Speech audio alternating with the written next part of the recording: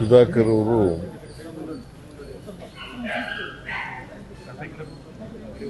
ಚಳ್ಳಕೆರೆಯಲ್ಲಿ ಜನನ ಆಗಿದ್ದು. ಅವರು 2008ರಿಂದ ಹಿರಿಯೂರಿನಲ್ಲಿ ಶಾಸಕರಾಗಿದ್ದರು. 2ನೇ ಸಾರಿ ಮಂತ್ರಿಯಾಗಿದ್ದರು. ಹಿಂದೆ ಒಂದು ಸಾರಿ ಮಂತ್ರಿಯಾಗಿದ್ದರು, ಆಮೇಲೆ ಈಗ ಮಂತ್ರಿಯಾಗಿದ್ದರು. ಬಹಳ ಜನಪ್ರಿಯವಾಗಿದ್ದಂಥ ವ್ಯಕ್ತಿ. ಬಡವರ ಪರವಾಗಿ ಯಾವಾಗಲೂ ಕೂಡ ಇದ್ದಂಥ ವ್ಯಕ್ತಿ. ಜೊತೆಗೆ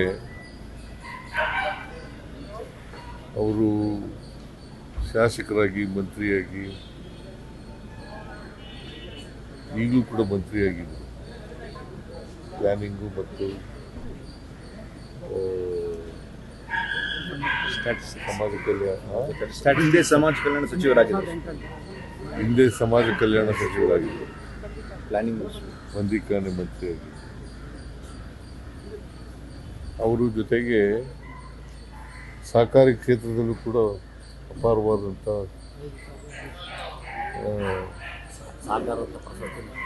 ಸಹಕಾರಿಯಾಗಿದ್ದರು.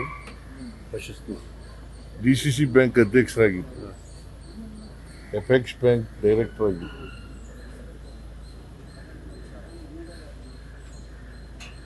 DCC ಬ್ಯಾಂಕ್ ಅಧ್ಯಕ್ಷರಾಗಿ ಬಹಳಷ್ಟು ರೈತರ ಪರವಾಗಿ, ಬಡವರ ಪರವಾಗಿ ಕೆಲಸ ಮಾಡಿದ್ದಾರೆ. ಅವರು ನಮ್ಮನ್ನು ಅಗಲಿದ್ದಾರೆ. ಪತ್ನಿ, ಮಗ ಮತ್ತು ಮಗಳು ಅವರನ್ನು ಬಿಟ್ಟು ಅಗಲಿದ್ದಾರೆ. ಮತ್ತು ಅಪಾರವಾದಂಥ ಬಂಧು ಬಳಗವನ್ನು ಇಟ್ಟಿದ್ದಾರೆ. ಅವರ ಆತ್ಮಕ್ಕೆ ಚಿರಶಾಂತಿ ದೊರಕಲಿ ಅಂತೇಳಿ ಪ್ರಾರ್ಥನೆ ಮಾಡ್ತೇವೆ. ಅವರ ಕುಟುಂಬ ವರ್ಗದವರಿಗೆ ಅವರ ಸಾವಿನ ದುಃಖವನ್ನು ಭರಿಸ್ತಕ್ಕಂಥ ಶಕ್ತಿ ಕೊಡಲಿ ಅಂತೇಳಿ ಪ್ರಾರ್ಥನೆಯನ್ನು ಮಾಡ್ತೇನೆ. ನಾಳೆ ಕ್ರಿಮೇಷನ್ ನಡೀತದೆ. ನಾನು ಕೂಡ ಹೋಗ್ತಾ ಇದ್ದೇನೆ. ಚಳ್ಳಕೆರೆಯಲ್ಲಿ ಕ್ರಿಮೇಷನ್ನು. ಇವತ್ತು ಹಿರಿಯೂರು ಅವರ ಮತಕ್ಷೇತ್ರ ಹಿರಿಯೂರಿನಲ್ಲಿ ಅವ್ರ ಬಾಡಿಯನ್ನು ಇಟ್ಟಿರ್ತಾರೆ. ಆಮೇಲೆ ಸಾಯಂಕಾಲ ಚಳ್ಳಕೆರೆಗೆ ತಗೊಂಡು ಹೋಗ್ತಾರೆ. ಅವ್ರ ಚಿಕ್ಕಪ್ಪನೂ ಕೂಡ ಶಾಸಕರಾಗಿದ್ದರು. ಜಯಣ್ಣ ಅಂತೇಳಿ ಅವರು ಶಾಸಕರಾಗಿದ್ದರು. ಇವರು ರಾಜಕೀಯ ಕ್ಷೇತ್ರದಲ್ಲಿ ಅಪಾರವಾದಂಥ ಜನಪ್ರಿಯತೆಯನ್ನು ಗಳಿಸ್ಕೊಂಡು ಅವರು ಹುಟ್ಟಿದ ಆದರೂ ಕೂಡ ಚಳ್ಳಕೆರೆ ಆದರೂ ಕೂಡ ಹಿರಿಯೂರಿನಲ್ಲಿ ಗೆಲ್ತಾ ಇದ್ರು.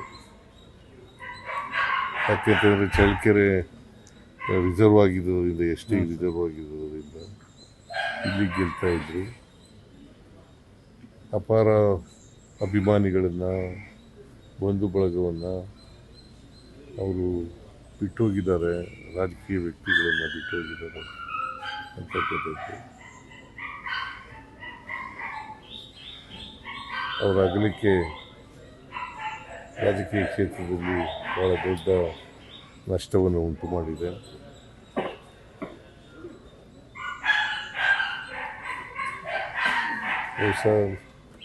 ನಾಳೆ ಕ್ರಿಮೇಷನ್ 4 ಗಂಟೆಗೆ ನಡೀತದೆ. 4 ಗಂಟೆಗೆ ಈಗ ಕುಟುಂಬದವರು ಹೇಳಿದ್ರು 4 ಗಂಟೆಗೆ ಮಾಡ್ತೀವಿ. ಸೊ ನಾನು ಕೂಡ ಅದರಲ್ಲಿ ಪಾರ್ಟಿಸಿಪೇಟ್ ಮಾಡ್ತಾಯಿದ್ದೆ. ನಮ್ಮ ಸಚಿವರು ಸರ್, ನಾವು ಮೀಟಿಂಗು ಮುಂದೆ ಹಾಕ್ಬಿಟ್ಟಿದ್ದೀವಿ. ಮೀಟಿಂಗ್ ಇತ್ತು ಸರ್ ನಾಡಿದ್ದು. ಎಲ್ಲ ಸಚಿವರಿಗೆ ಮಾತಾಡಿ ಬೆಳಗ್ಗೆ ಮುಂದೆ ಹಾಕಿದ್ದೀವಿ ಸರ್. ಯಾಕಂದರೆ ನಮ್ಮ ಮಿನಿಸ್ಟ್ರು ಅವರೇ. ಆಮೇಲೆ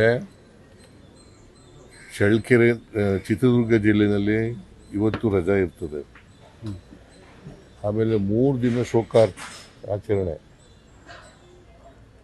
ಇವತ್ತು, ನಾಳೆ, ನಾಳಿದ್ದು ರಾಜ್ಯದಲ್ಲಿ ಶೋಕ ಆಚರಣೆ ಮಾಡ್ತಕ್ಕಂಥ ಕೆಲಸವನ್ನು ಮಾಡ್ತೀವಿ. ಚಿತ್ರದುರ್ಗ ಜಿಲ್ಲೆಯಲ್ಲಿ ಮಾತ್ರ ರಜಾ ಘೋಷಣೆ ಮಾಡ್ತೀವಿ ಇವತ್ತು.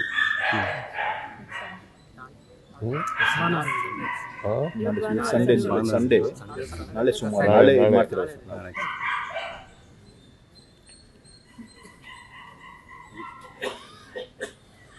ಮತ್ತು ಎಲ್ಲ ಸರ್ಕಾರಿ ಗೌರವಗಳೊಡನೆ ಅವ್ರನ್ನ ಅಂತ್ಯಕ್ರಿಯೆ ನಡೀತು.